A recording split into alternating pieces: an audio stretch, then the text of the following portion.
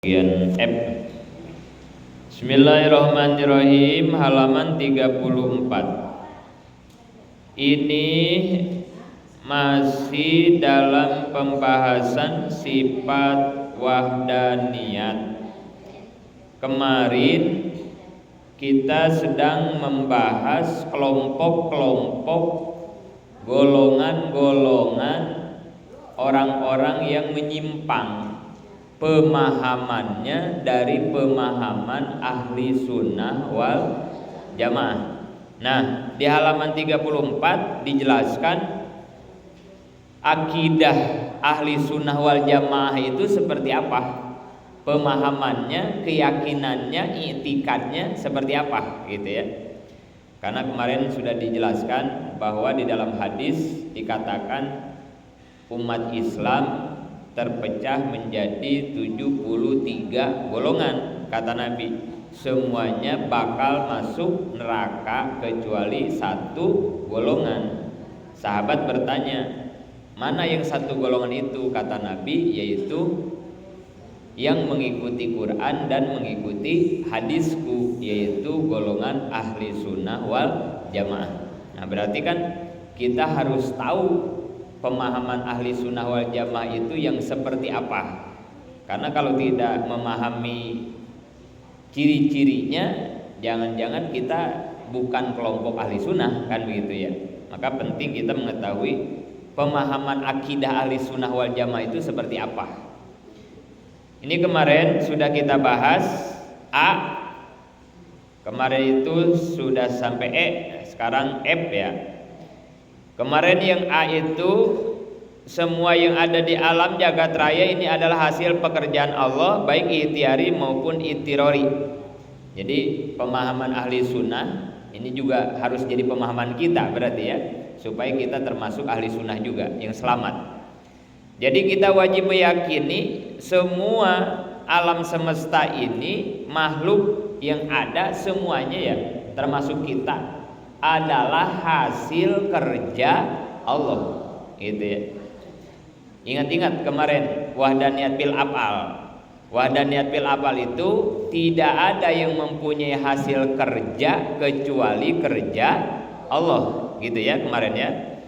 Jadi ini semua yang ada di alam semesta ini semua karena hasil dari pekerjaan Allah. Berarti ada hasil kerja kita enggak? Enggak ada ya. Wajib kita yakini kita tidak mempunyai hasil kerja. Hujan hasil kerja Allah, panas. Kemudian ketika suami ibu bertani, nanam pisang, nanam singkong, terus ada pisangnya, ada singkongnya, nanam paya segala macam sampai berbuah. Ingat, itu buah, dapatnya buah, hasilnya buah, bukan dari pekerjaan kita, gitu ya. Pemahaman ahli sunnah ya, bukan karena hasil pekerjaan kita, bukan karena suami kita pintar menanam atau ibu-ibu di pot nanam cabe, terus jadi itu pohonnya berbuah cabe bagus, banyak, subur. Itu jangan pernah diyakini bahwa ini cabe jadi karena pekerjaan kita. Ada peribahasa, dia mah tangannya dingin, nanam apa aja jadi. Ada peribahasa begitu ya. Kalau cuman peribahasa doang nggak apa-apa ya. Karena ingat, kalau urusan akidah, urusan keyakinan, urusan hati ya. Jadi kalau jangan peribahasa mah nggak apa-apa. Ini cabai bagus banget, boleh siapa nanam? Boleh ibu anu. Emang si ibu itu mah tangannya dingin gitu ya. Nggak apa-apa ya kalau cuman omongan mah. Tapi karena kita udah ngaji, nah hati kita jangan sampai ke bawah gitu ya. Jadi walaupun mulut bilang boleh nanam dia, tetap di hati mah meyakini semua yang ada di muka bumi alam semesta ini adalah hasil kerja Allah. Nah gitu ya. Nah itu baru akidah yang benar tuh begitu keyakinannya gitu ya. Jadi nggak boleh kita ngaku-ngaku. Karena kan tugas kita mah nanam doang, amal kita bukan itu ya. Hasilnya mah kita kan nggak punya. Jadi tugas kita mah nih pisang ya nanam gitu, ceblokin, singkong ceblokin, ada biji apa, ya udah gitu tugas kita. masalah ngegedeinnya, masalah bikin buahnya, masalah udah jadi buah dibikin matangnya, itu udah nggak ada campur tangan kita, nggak ada. Oh ini mah pupuknya bagus, jadinya manis, nggak ada pupuk-pupuk, nggak ada. Pupuk nggak bisa bikin manis buah, nggak ada. Semua itu mutlak hasil kerja Allah gitu. Jangan diaku-aku. Bisa musyrik kalau kita aku-aku berarti ya, bisa syirik kita ya. Kita nggak bisa ngapa-ngapain, kita mah udah nanam ini nih, nanam singkong, kita ceblokin singkong kan ya, kan ditinggal sama kita kan, ditinggal. Lah itu yang bikin akarnya siapa? Terus akarnya udah jadi nyari nutrisi di tanah siapa?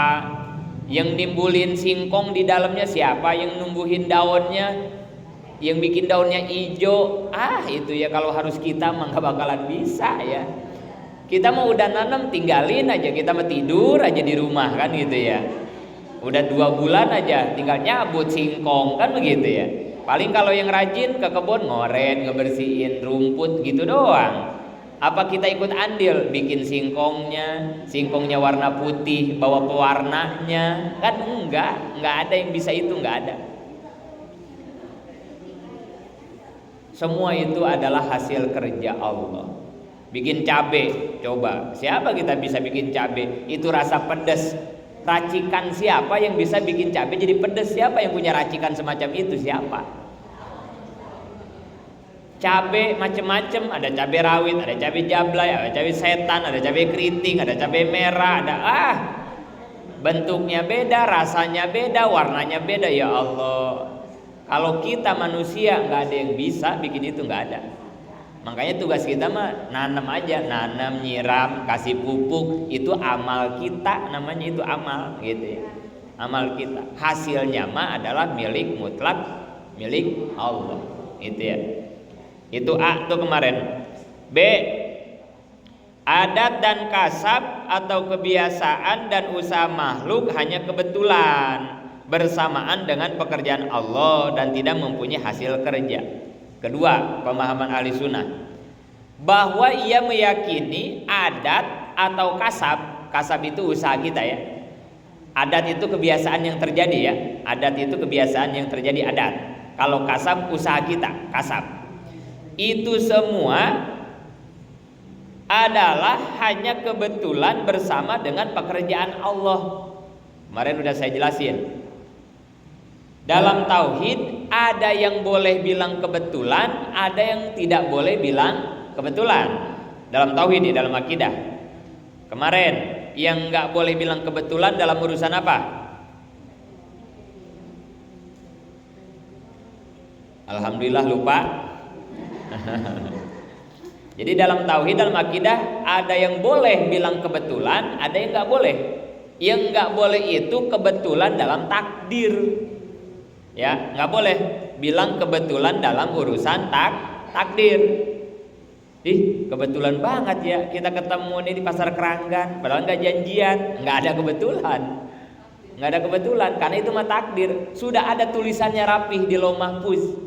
Udah ada semua tulisannya bahwa hari ini jam segini kamu akan bertemu dengan si fulan di pasar Keranggan. Nah itu. Jadi nggak ada kebetulan, takdir mah semua sudah terencana rapi. Atau ibu-ibu ngaji tasnya sama. Loh kok sama ini tas kita ya? Kenapa bawa tasnya sama ya? Kebetulan amat. Nggak ada yang kebetulan. Nggak ada. Itu mah takdir sudah rapi. Kata kita, kebetulan kata kita ya.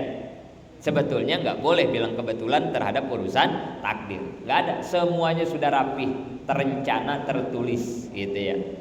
Karena kita kan hidup hanya mengikuti takdir Allah kan begitu ya. Jadi nggak ada yang kebetulan, takdir udah rapi. Jangankan yang sekarang, yang besok akan terjadi juga tulisannya udah ada kan begitu ya. Cuman kita nggak tahu doang apa yang ditulis sama Allah buat kita gitu doang ya. Jadi nggak ada istilah kebetulan, takdir mah ya. Karena semuanya sudah menjadi ketetapan. Nah, yang boleh bilang kebetulan adalah urusan ini, adat atau kasab. Nah, ini mah kita harus bilangnya kebetulan. Kebetulan Allah mau ngasih sembuh, ibu minum obat. Nah, gitu ya. Itu kasab ya, kasab ya. Usaha kita kan kasab itu ya.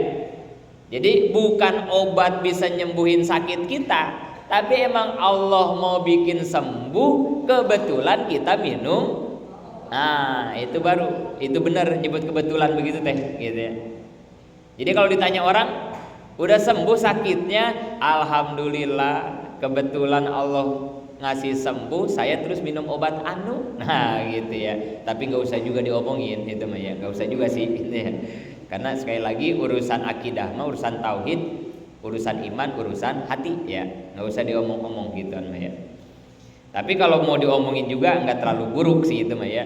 Ya pinter ngaji sama Mang Yajid ya kebetulan aja Allah mau ngasih paham, Mang Yajid ngejelasin gitu.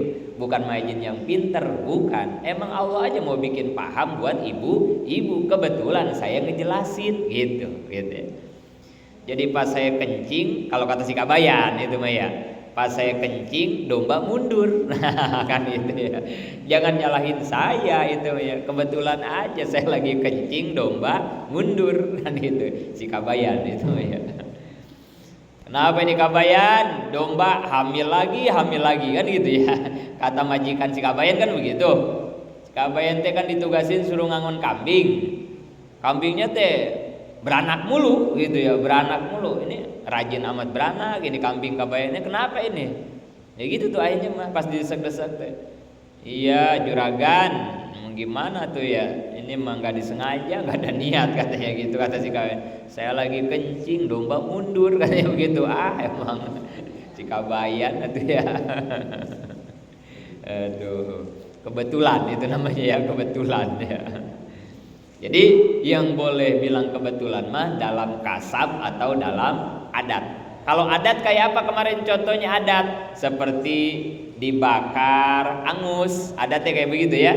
Kebiasaan, biasanya yang dibakar angus kan itu ya. Biasanya yang dibacok luka. Nah, itu kan adat tuh kemarin gitu ya. Kebiasaan adat mah. Di mana-mana orang kalau dibakar angus. Nah, itu adat namanya. Namanya hukum adatnya begitu ya, karena kebiasaan. Kalau kasab usaha kita, kasab ya ikhtiar kita, kasab namanya. C.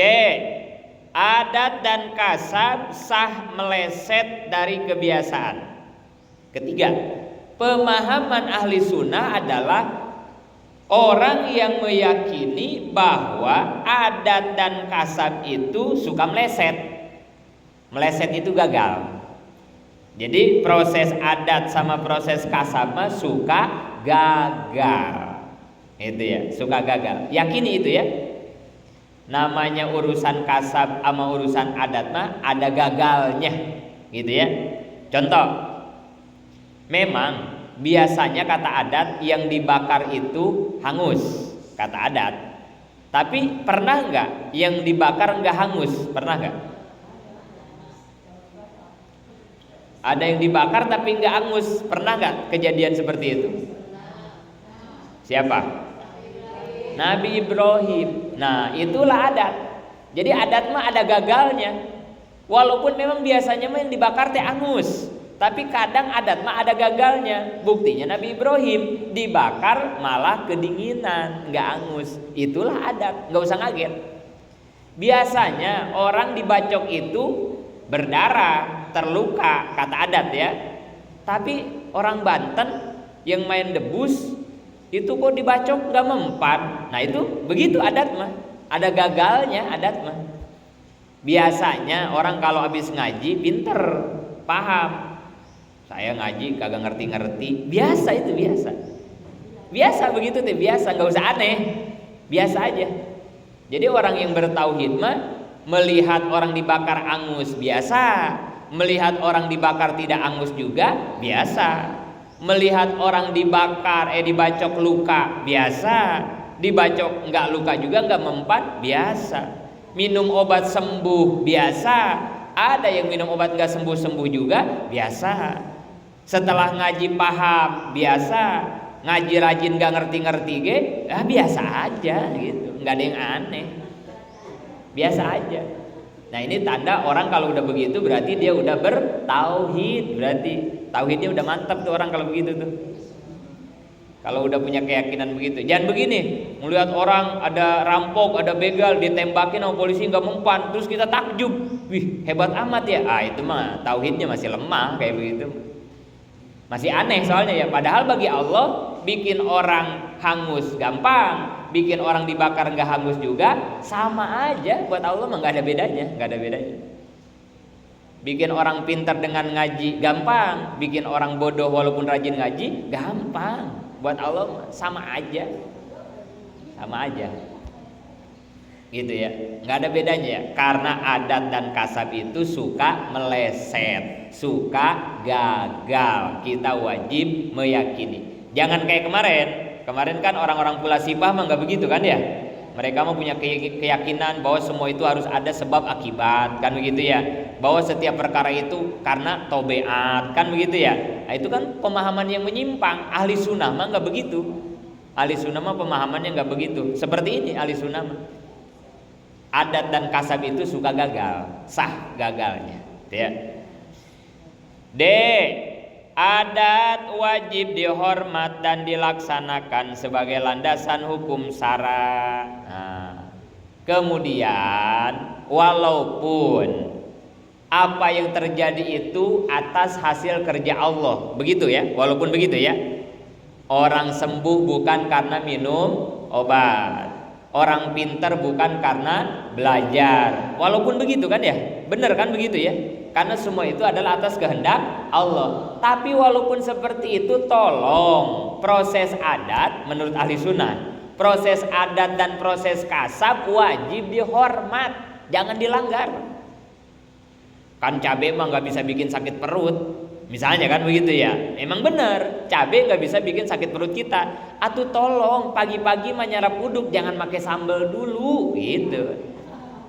Tolong dihormat adat, gitu. Karena biasanya kalau orang pagi-pagi belum kena nasi udah makan pedas, itu emahnya kambuh, lambungnya kena. Biasanya kata hukum adat begitu ya. Biasanya pagi-pagi udah minum es atau batuk, sakit perut, itu biasanya kan begitu ya. Maka tolong hormat, walaupun memang sakit perut itu bukan dari minum es, bukan dari minum makan pedas, tapi tetap proses adat wajib dihormat. Emang pintar dari Mang Yajid apa? Allah mah bisa aja bikin kita pintar tanpa ngaji ke Mang Yajid juga. Benar. Tapi tolong adat dihormat. Pokoknya setiap hari Selasa mah kudu mau ngaji. Walaupun Mang Yajid gak bisa bikin pintar, tapi proses adatnya tolong dihormat gitu. Jadi kalau kita hari Selasa kagak ngaji, dosa. Jadi kalau pagi-pagi belum kena apa-apa udah makan pedas, dosa. Namanya itu orang kagak ngehormat adat gitu. Emang hujan bisa bikin pilek apa? Gitu misalnya ya. Akhirnya dia hujan-hujanan. Nah nggak boleh itu namanya dia tidak menghormat adat. Gitu. Memang hujan nggak bisa bikin pilek, tapi rata-rata orang kalau hujan-hujanan, apalagi fisiknya lagi kurang fit, biasanya pilek, gitu kan ya. Makanya jangan suka hujan-hujanan. Itu teh dalam rangka menghormat adat. Menghormat ya, menghormat. Kita bukan meyakini adat mempunyai kekuatan, tidak. Tapi ini perintah Allah, perintah agama, perintah syara bahwa kita harus menghormat adat gitu. Udah tahu suami teh sesak napas, napasnya teh udah ngap, tapi ngerokok nggak pernah berhenti. Nah itu orang nggak menghormat adat begitu ya, nggak menghormat adat. Kata suaminya, emang rokok bisa bikin sesak napas apa? Memang benar. Yang bisa bikin sesak napas mah Allah, bukan rokok. Tapi tolong adat dihormat, proses adatnya dihormat, jangan dilanggar. Udah tahu sesak napas berhenti dulu ngerokoknya gitu. Begitu. Jadi kalau dia maksain jadi dosa karena dia tidak menghormat adat gitu. Makan gak makan bukan dari kerja. Kalau Allah mau ngasih rezeki walaupun gak kemana-mana kita datang rezeki. Betul. Tapi tolong proses adatnya dihormat. Kalau pengen punya duit ya dagang, ya usaha. Jangan diem aja di rumah. Wahai kaum rebahan gitu ya. Jangan rebahan scroll HP doang atuh ya. Kerja pengen dapat duit mah. Ya walaupun Allah mah mudah saja ngasih duit kita tanpa bekerja. Tapi proses adatnya tolong dihormat. Begitulah akidah ahli sunnah wal jamaah itu. Kemudian hukum syara mewajibkan kepada mukallaf untuk ikhtiar, berusaha dan kasab dalam melaksanakan perintah Allah dan menjauhi larangan. Nah, ini ya. Jadi jelas ya, wajib hukumnya ikhtiar, kasab wajib. Jangan seperti orang kemarin kafir Jabariyah, Qadariyah ya. Jabariyah kemarin ya. Jabariyah itu yang selalu pakai hakikat, tidak melakukan syariat. Itu Jabariyah. Jangan sampai kayak begitu. Ahli sunnah mah nggak begitu. Jadi tetap ikhtiar mah wajib dilaksanakan, tapi dia juga meyakini dalam hatinya bahwa hasilnya bukan dari ikhtiar kita. Hasil mah mutlak milik Allah. Tapi tetap proses ikhtiar wajib kita laksanakan. Kalau sakit pengen sembuh ya berobat. Kalau lapar pengen kenyang ya makan. Kalau bodoh pengen pinter ya ngaji. Nah itu ikhtiar namanya ya. Itu teh wajib menurut pemahaman ahli sunnah wal jamaah. Jangan kayak orang Jabariyah, apa-apa terserah Allah, akhirnya hidupnya diem aja nggak ngapa-ngapain. Nah itu menyimpang pemahaman begitu teh, nggak bener ya. Sampai di situ ya kemarin. Kita lanjutkan sekarang. Taat kepada Allah tidak menghasilkan masuk surga. Mengerjakan maksiat tidak menghasilkan masuk neraka. Karena masuk surga adalah nugraha Allah yang besar, masuk neraka merupakan keadilan Allah. Nah, ini ibu-ibu ingat-ingat ini ya. Jadi akidah ahli sunnah wal jamaah mah keyakinannya adalah yang meyakini bahwa masuk surganya seseorang itu bukan karena amal, bukan karena taat, bukan. Awas, jangan dikira ibu-ibu masuk surga karena amal ibu, karena ibadah ibu, karena taat ibu. Ayo, kalau mau jujur-jujuran, amal ibu yang mana yang layak ditukar sama surga? Ada nggak? Jangan amal ibu dah, amal Mang Yazid aja gitu ya. Udah pasti amalnya banyakan ibu ya. Amal yang mana? Amal kita yang pantas ditukar dengan surganya Allah dengan berbagai kenikmatan yang sangat sempurna itu. Amal yang mana? Salat Mang Yazid, salatnya ngelamun mulu ge. Emang kita pantas apa nuker amal salat ngelamun sama surganya Allah? Jauh. Ngaji Mang Yazid ngajinya juga Selasa doang. Ngaji seminggu sekali kok mau ditukar sama tiket surga, jauh. Sodakoh Majid ya, sodakohnya juga paling keren 100.000, kadang mah 50.000, lagi pelit mah 2.000. Sodakoh yang mana? Enggak, sekalinya sodakoh gede pengen ketahuan. Udah nggak ada kita mah, nggak ada kita mah. Amal kita mau udah nggak ada yang pantes-pantesnya ditukar sama surganya Allah. Ngandelin amal mah nggak ada. Lagian begini ibu-ibu, ini perlu dipahami. Jadi ada amal yang kita buat kemudian kita berikan kepada Allah. Ada yang kedua pemberian Allah yang harus kita terima. Ini pada dasarnya mah sama-sama ibadah ya. Ini sama-sama ibadah nih. Ini dilihat dari sisi lain. Ini tolong pahami nih. Ini materinya naik dikit. Biar ibu-ibu juga pemahamannya nambah gitu ya. Kan selama ini kita teh mikirnya hidup itu beramal, kan begitu ya. Ibadah beramal, sholat, ngaji segala macam kan begitu ya. Kita kan fokus teh begitu aja ya, buat bekal nanti kita pulang ke akhirat. Padahal mah ada dua hal yang bisa kita lakukan. Satu, amal yang kita buat kemudian diserahkan kepada Allah, itu yang biasa kita lakukan. Yang kedua, pemberian Allah yang harus kita terima. Ada dua, itu dua-duanya ibadah. Itu dua-duanya modal buat nanti bekal kita kembali ke akhirat. Jadi satu, ada yang kita bikin sendiri namanya amal, terus kita setorin ke Allah. Yang kedua mah ada buatan Allah, pemberian Allah yang dikasihin kepada kita. Itu. Coba kira-kira yang suka kita bikin, amal kita yang suka kita setorin ke Allah, contohnya kayak apa?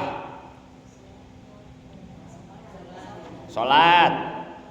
Ngaji nih, ngaji, sodako, puasa, umroh, haji, banyak-banyak dah ya. Itu buatan kita ya. Buatan kita kan, itu amal ya. Kita yang bikin ya, kita yang mengerjakan. Kemudian kan disetorin ke Allah, dibawa tuh sama malaikat, disetorin. Kira-kira itu amal-amal yang sebanyak tadi yang buatan kita bersih apa kagak? Pasti tahu lah, nggak bakal nggak tahu, pasti tahu. Tapi nggak usah dijawab, jadi hati aja ya. Kita pasti tahu, yang tahu kualitas ibadah kita. Hasilnya enggak, ini bukan hasilnya, kualitasnya. Amal yang kita bikin selama ini, sholat, ngaji, sodako, itu teh bagus apa tidak, bersih apa kotor? Kita pasti tahu, nggak usah dijawab, nggak usah ya, hati kita aja yang ngejawab ya. Ayo kita jujur-jujuran. Ya Allah, sholat saya ngelamun mulu selama ini. Udah mah sholatnya cepet mulu, saya emang gak pernah tenang sholatnya. Ngaji kepaksa, kalau nggak di WA sama ketua saya nggak dateng. Kalau nggak ada arisan mah saya kagak hadir. Sodako, kadang sodako saya ada riaknya gitu. Itu hati aja yang ngejawab ya. Tadarus Quran, ya kadang pengen kedengeran juga sama orang gitu. Udah, nggak ada yang bersih, kotor semua amal kita mah kotor. Yakini itu kotor. Nggak ada yang bersih, kotor. Terus diserahkan kepada Allah. Kira-kira barang yang kotor Allah mau nerima apa kagak? Terus kita ngimpi dengan amal kotor itu kita bisa ngebeli surga. Jauh banget ya. Jauh banget. Itu namanya apa? Kalau kata Allah itu di luar ekspektasi gitu ya. Jangan terlalu tinggi menaruh ekspektasi, bikin amal kotor kok pengen ngebeli surga gitu mungkin ya. Itu satu ya, pahami itu. Kedua, ada yang pemberian Allah buat kita. Apa contohnya? Ya, sehat, sakit, sedih, banyak ya pemberian Allah ya. Bukan buatan kita ya, pemberian Allah ya.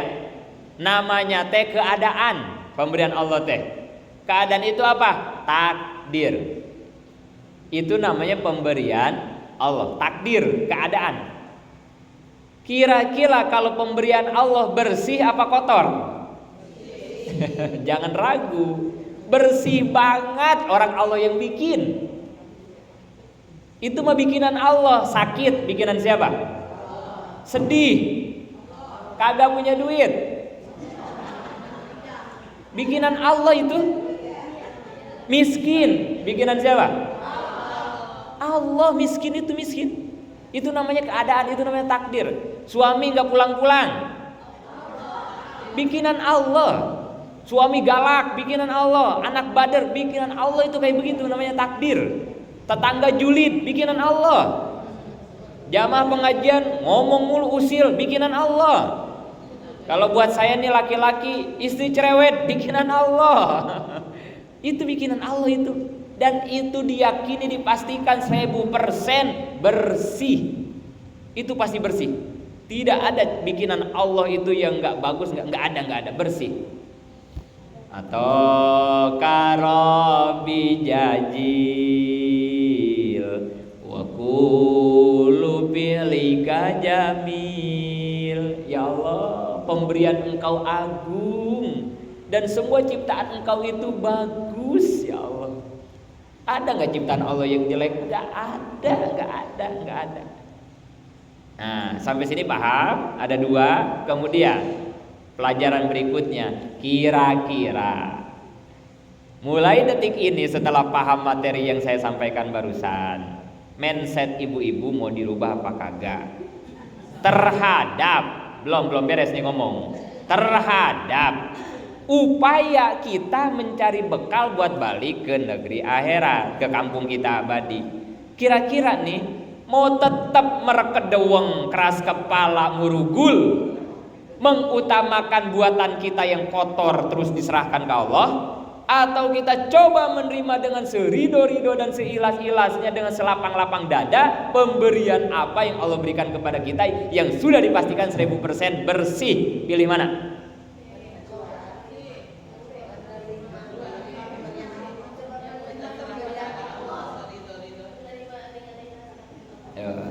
Pinter udah ini ya, luar biasa.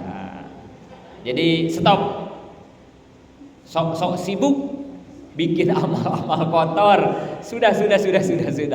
Hentikan itu dulu sebelum kita ngaji. Selasa ini mah sudah paham. Iya ya.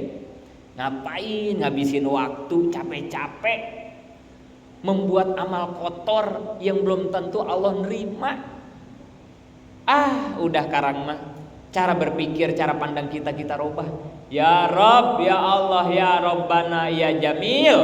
Wahai Zat yang maha indah, pembuat segala keindahan. Mulai detik ini saya janji ngajam akan berupaya semaksimal mungkin menerima segala takdir keadaan yang Engkau berikan, yang pasti itu kami yakini yang terbaik buat kami ya Rabb. Udah. Mendingan nerima keadaan suami galak kagak balik-balik, kerjanya mancing mulu, daripada kita sibuk pengen memperbanyak tahajud sampai 30 rakaat. Nggak ada bandingannya, nggak ada.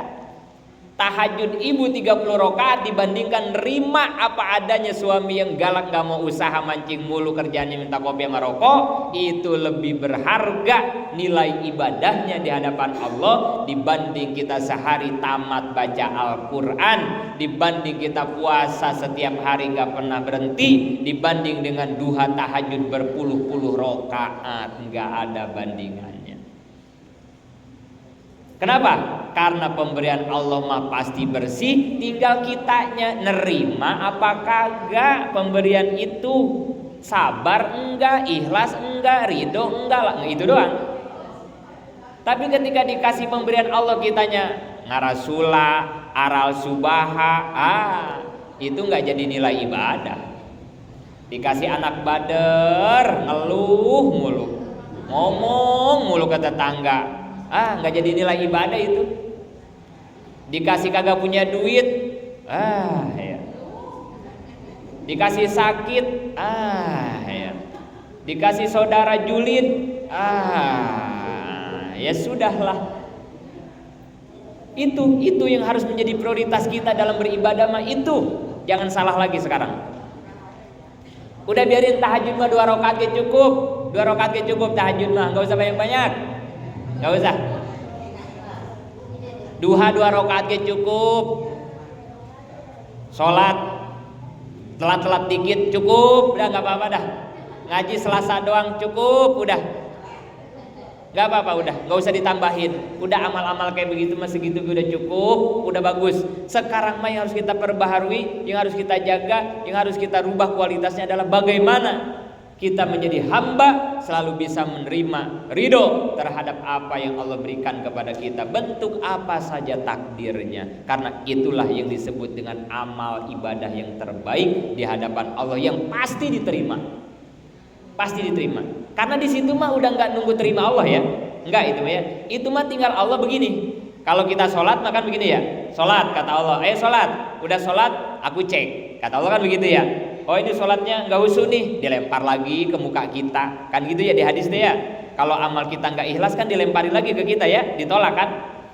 Oh ini ngaji Selasa, oh ini kurang ikhlas nih, ada tujuan lain nih, enggak, tolak kata Allah, balikin lagi malaikat, nggak diterima tuh amal-amal perbuatan kita karena kotor semua. Akhirnya kata Allah begini, udahlah kamu bikin amal jelek mulu dari dulu, mau nggak aku tawarkan nih, aku punya satu produk, ini bagus nih produk, kamu mau nggak nerimanya? Gitu kata Allah. Dikasihlah kita sakit, dikasih anak bader, dikasih tetangga ngomongin kita mulu, itu produk Allah semua itu. Dan itu semua yang terbaik produk Allah itu. Nggak ada gagalnya, nggak ada cacatnya. Tinggal pertanyaannya kata Allah, mau nggak kamu nerimanya? Gitu. Ketika kita nerima, ya udah, nggak usah mikirin Allah nerima nggak ya. Atau kitanya juga udah nerima, dan itu pemberian Allah, masa harus nanya Allah nerima apa kagak? Udah nggak ada pertanyaan itu. Kalau pemberian Allah, tinggal kitanya aja mau nggak nerimanya, udah gitu.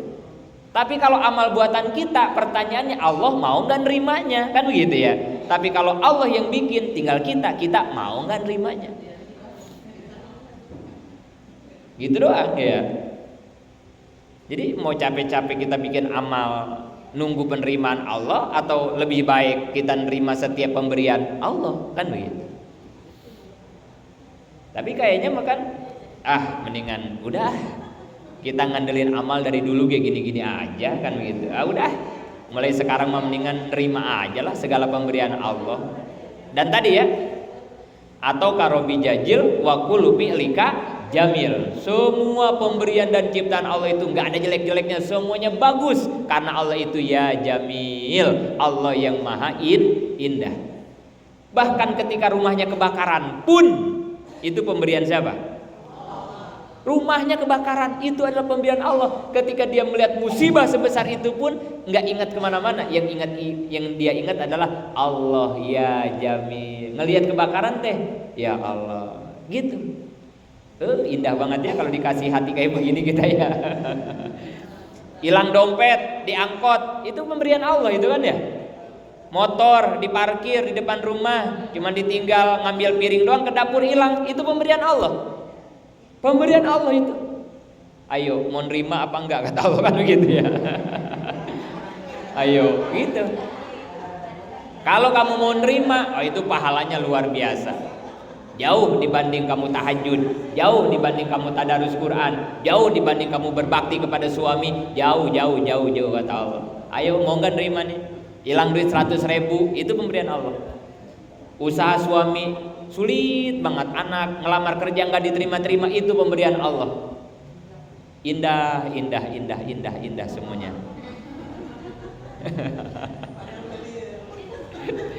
Indah di mulut, hatinya menjerit, ya Allah. Kieu teuing hirup teh, ya Allah. Tapi nggak apa-apa ya, teorinya dulu ya ibu-ibu ya. Paling nggak teorinya hari pagi ini kita dapat ya. Nanti habis ngaji pelan-pelan kita praktekin ya. Direnungin. Iya juga ya.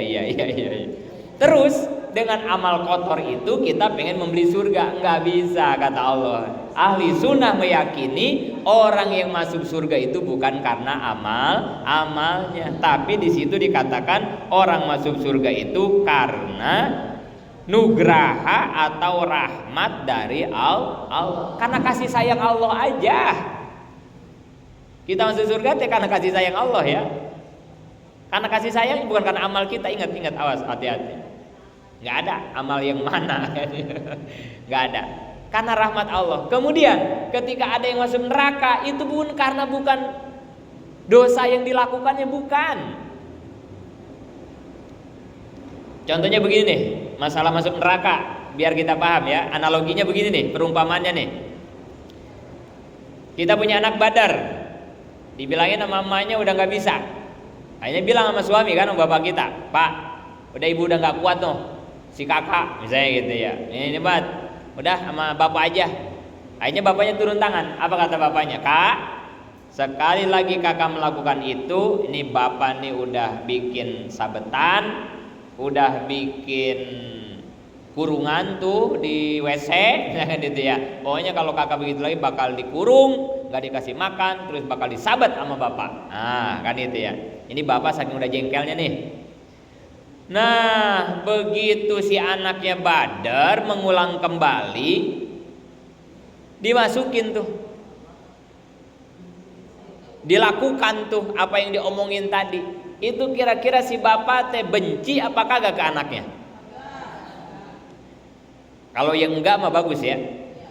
Tapi biasanya kalau yang begitu teh benci. Biasanya mah ya. Karena kalau yang enggak karena benci, emosi, enggak nafsu ya. Walaupun kayak saya lah, kerasa misalnya di pesantren misalnya, santri badar ini kata saya, kamu sekali lagi ngelanggar sama Abi nanti disabat kamu. Tapi begitu dia melanggar lagi, enggak tega kita nyabatnya, tetap aja dinasehatin lagi gitu ya. Tetap aja nggak mau kita membuat kekerasan. Kalau begitu berarti kita teh pendendam.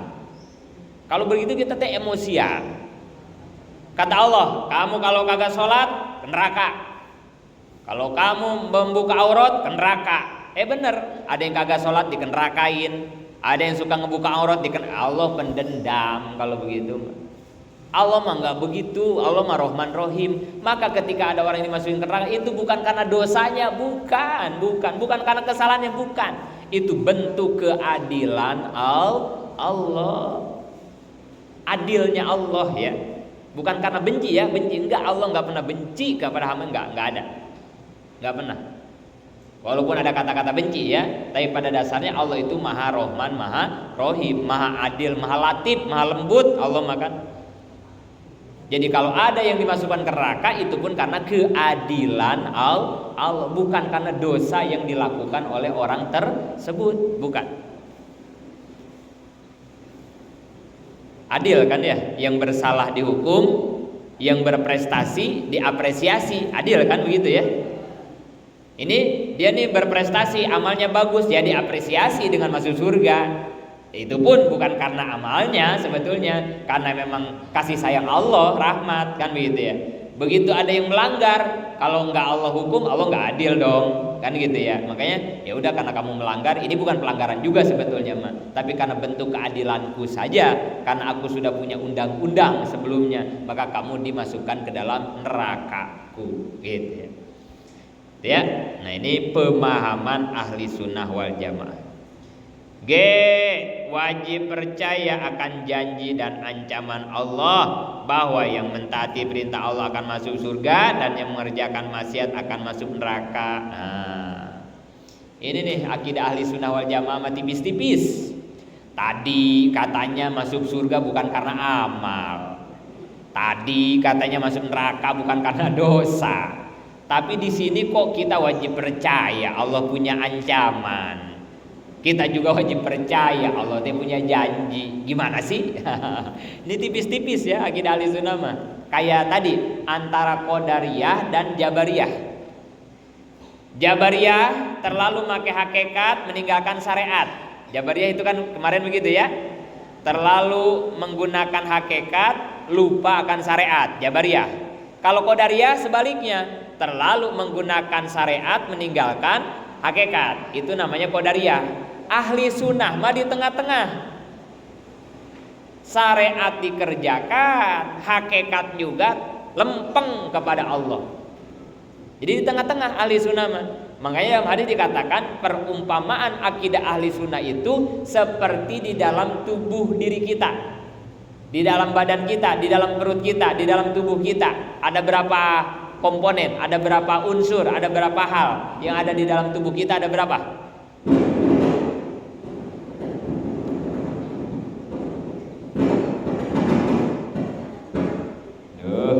Mik ngajakan doa ya, ngajakan kesan ngaji ya Mik ya. Demo ya Mik ya. Dalam tubuh kita ada berapa?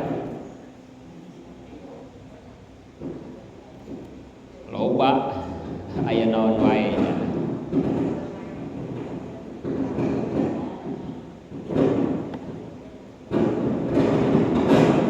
Emang kalau di tangan para santri gak ada yang awet apa juga ya. Aduh, naon wae rusak di tangan para santri. Ini mic belum lama ini perasaan ya Tobi ya. Belum lama ganti nih, udah mulai gresek-gresek nih.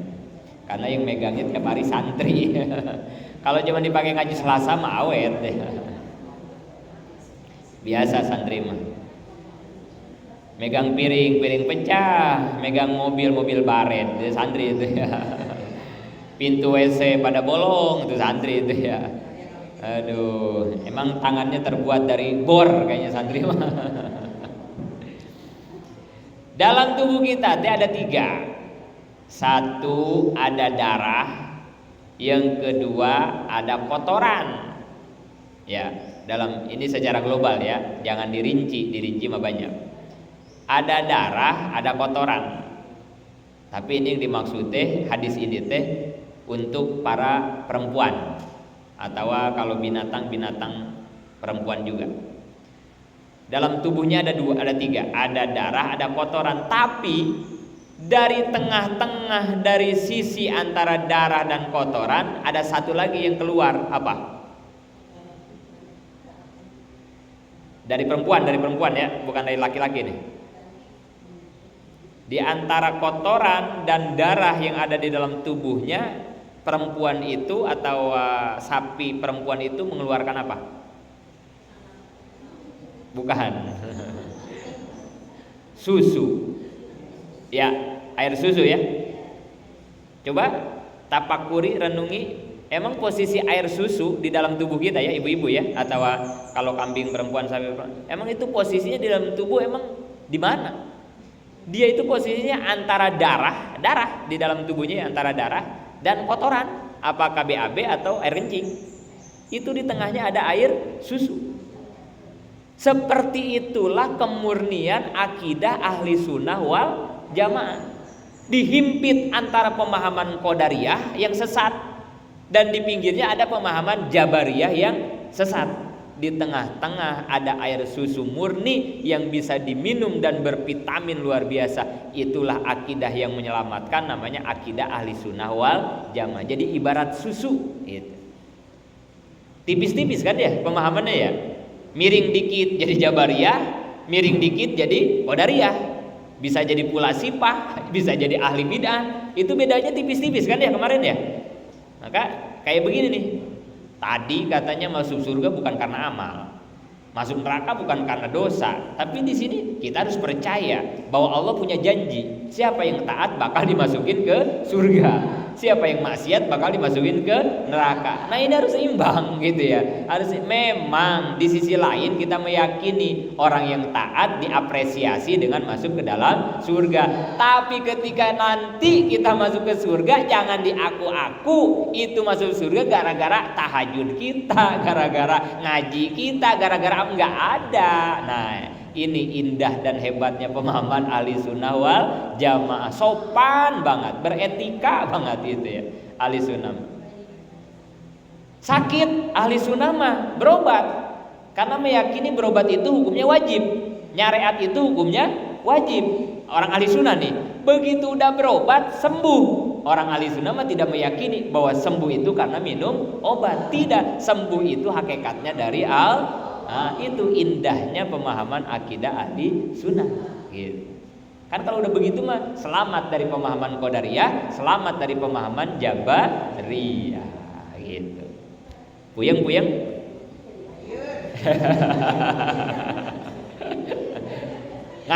ngerti puyeng tuh puyeng, insyaallah pahala nama mualeungit. Ngarti nama bonusnya diberi ngartinya alhamdulillah henteu ge ulah putus asa ya karena Mang Yajid teu bisa nyieun ngarti. Tapi Mang Yajid berusaha menjelaskan dengan sebisa-bisanya lah biar ibu-ibu bisa ngarti. Ketika nggak ngerti juga ya biasa aja lah, namanya juga hukum adat ya. Ngaji ngerti biasa, ngaji teu ngerti ge biasa. Teu kudu putus asa, teu kudu eureun ngaji. Yes, daripada nambah teu ngerti. Sampai di situ nanti kita lanjutkan masalah warikulil adat gitu ya. Mudah-mudahan manfaat. Amin ya Allah.